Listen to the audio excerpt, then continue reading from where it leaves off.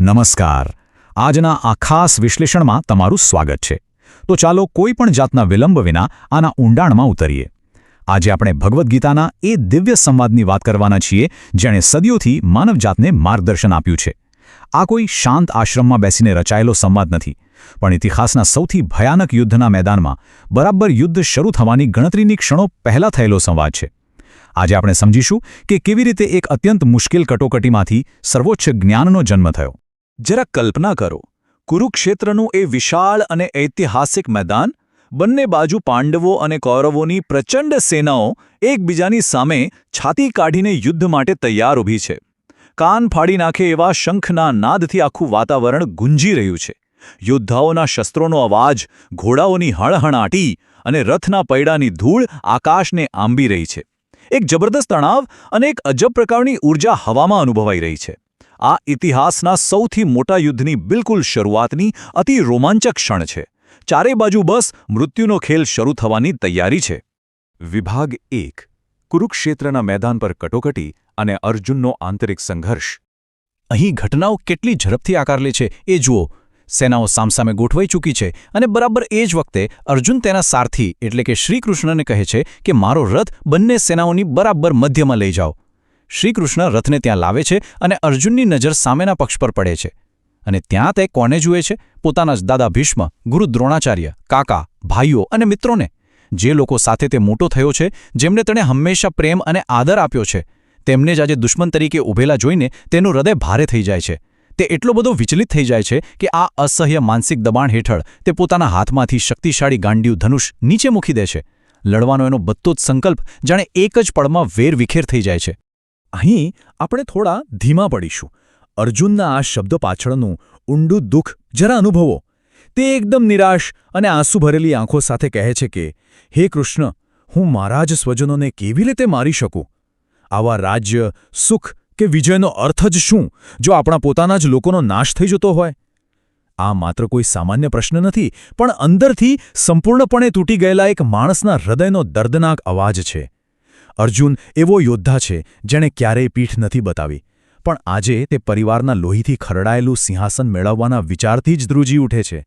આ ખરેખર એક અત્યંત હૃદયદ્રાવક ક્ષણ છે. વિભાગ 2. અમર આત્મા અને નાશવંત શરીર. શ્રીકૃષ્ણનો અદ્ભુત ઉપદેશ. હવે આના વિશે ખરેખર રસપ્રદ બાબત એ છે કે અહીં બે તદ્દન વિરોધાભાસી ખ્યાલોની તુલના કરવામાં આવી છે. જ્યારે અર્જુન ભાવનાત્મક રીતે સાવ તૂટી ગયો હતો, ત્યારે શ્રીકૃષ્ણ તેને માત્ર ખોટી સાંત્વના આપવાના બદલે એક ખૂબ જ તાર્કિક અને દાર્શનિક સત્ય સમજાવે છે. તેઓ કહે છે કે આ જે ભૌતિક શરીર છે ને, તે નાશવંત છે, એનો અંત નિશ્ચિત જ છે. પણ આત્મા અમર છે. કોઈ શસ્ત્ર તેને કાપી શકતો નથી કે અગ્નિ તેને બાળી શકતો નથી.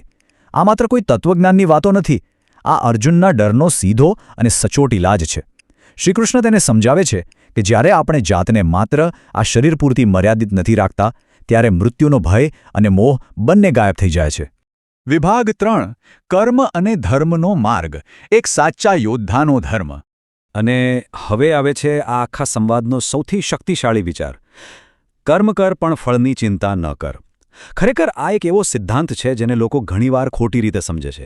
આનો અર્થ એવો બિલકુલ નથી કે તમારે કામ છોડી દેવું કે નિષ્ક્રિય થઈ જવું. હકીકતમાં આ તો આત્યંતિક સ્વતંત્રતાનો માર્ગ છે. શ્રીકૃષ્ણ સમજાવે છે કે આપણો અધિકાર માત્ર ને માત્ર કર્મ કરવા પર છે, તેના પરિણામ પર નહીં. જ્યારે તમે પરિણામનો મોહ છોડી દો છો ને, જીત થશે કે હાર એનો ડર કાઢી નાખો છો, ત્યારે તમે કોઈ પણ જાતની ચિંતા વગર પૂરી એકાગ્રતાથી કામ કરી શકો છો. કર્તવ્યના માર્ગ પર આ જ તો સાચી સફળતા છે. આ ઉપરાંત અહીં બીજો એક બહુ જ કડક અને સ્પષ્ટ મુદ્દો છે.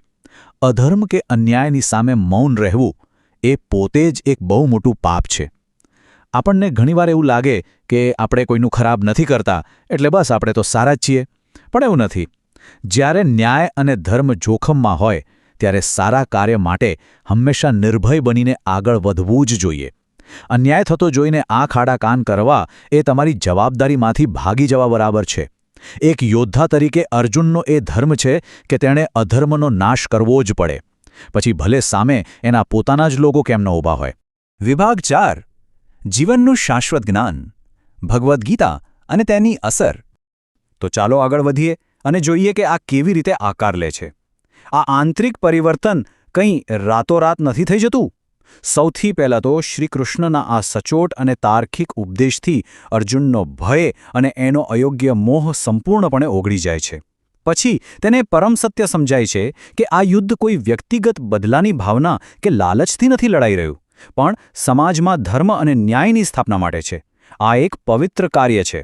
અને અંતે મનમાં આ સ્પષ્ટતા મળતા જ તેની બધી શંકાઓ દૂર થાય છે. તે નવી ઊર્જા અને દ્રઢ નિશ્ચય સાથે ફરીથી પોતાનું ગાંડીવ ધનુષ ઉપાડીને છે અને ધર્મ માટે લડવા તૈયાર થઈ જાય છે. શ્રી કૃષ્ણનો આ જ દિવ્ય ઉપદેશ આજે આખી દુનિયામાં ભગવદ્ ગીતા તરીકે ઓળખાય છે. અને સૌથી મોટી વાત તો એ છે કે આ માત્ર કુરુક્ષેત્રના ઐતિહાસિક યુદ્ધ પૂરતું સીમિત નથી. આપણા સૌના જીવનમાં રોજ એક નાનકડું કુરુક્ષેત્ર ચાલતું જ હોય છે, ખરું ને? યોગ્ય અને અયોગ્ય વચ્ચેનો સંઘર્ષ. ગીતા આપણને શીખવે છે કે જીવન કેવી રીતે જીવવું, કોઈ પણ સ્વાર્થ વિના આપણું કર્તવ્ય કેવી રીતે નિભાવવું, અને જ્યારે જીવનમાં અત્યંત મુશ્કેલ સમય આવે ત્યારે સાચો રસ્તો કેવી રીતે પસંદ કરવો. તે આપણને ભયમુક્ત થઈને જીવવાની કળા શીખવે છે. તો આ વિશ્લેષણ પૂરું કરતા પહેલાં હું તમને એક બહુ શક્તિશાળી પ્રશ્ન સાથે છોડી જવા માંગુ છું. જ્યારે પણ આપણા જીવનમાં મુશ્કેલ સમય આવે ત્યારે આપણે આપણું સાચું કર્તવ્ય કેવી રીતે ઓળખી શકીએ? અને કોઈપણ જાતના ડર કે મોહ વિના એ સાચો માર્ગ કેવી રીતે પસંદ કરી શકીએ? આ ખરેખર વિચારવા જેવી વાત છે, કારણ કે ધર્મ અને નિષ્કામ કર્મનો આ શાશ્વત સંદેશ માત્ર પુસ્તકો પૂરતો નથી, પણ આપણા રોજિંદા જીવનમાં આજે પણ એટલો જ પ્રસ્તુત અને શક્તિશાળી છે. આના પર ચોક્કસ વિચાર કરજો.